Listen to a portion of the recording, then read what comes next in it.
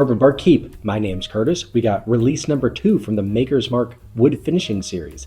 This one, they went with a little American oak. The Keeper's release, giving a little tip of the cap to the people that actually oversee the bourbon maturation process. Now, let's get into the specs of this guy. Mash bill is going to be 70% corn, 16% soft red winter wheat, and then whatever the rest is malted barley. Is that 14%? Proof is going to be 109.2. This guy clocked in at SRP of $75. This is going to be finished in 10 new American oak staves. Let's get on the nose. Let's see if you should pull the trigger, and like and subscribe while I shove my nose in here. Heavy oak, heavy damp oak is kind of how it's coming across, but also heavy caramel. This is very sweet on the nose, a lot of caramel candy, vanilla, some baking spice, maybe that caramel instead of going into that Werther's candy that was kind of in the back of my mind. It is getting a little fresher and a good fresher caramel. I wouldn't say fresh baked, doesn't have that richness, but that's slightly elevated, maybe the Werther's for rich people, which I've never seen because I've never been in the rich people grocery store. That vanilla continues to kind of get ramped up, just kind of like that caramel, that fancy, expensive rich people caramel candy, not the Werther's that everybody's buying BOGO.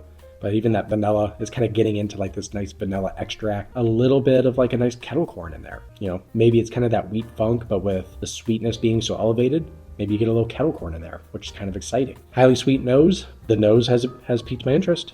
Yeah, it's pretty good, I'm not gonna lie to you. It's good. That caramel is still there.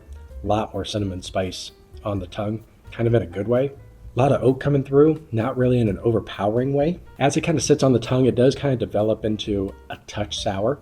Maybe like an overcooked, maybe even like a slightly burnt caramel. Maybe like that vanilla goes more into like a toasted sugar, but just like 2 seconds too long. They were on that flame, on that creme brulee, and you're like, no.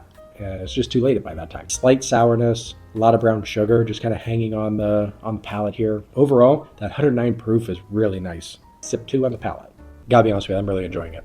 That sip 2, that burnt sugar, maybe they did it right this time. There is still kind of this bitterness in there to where you can get around this kind of dark chocolate in there.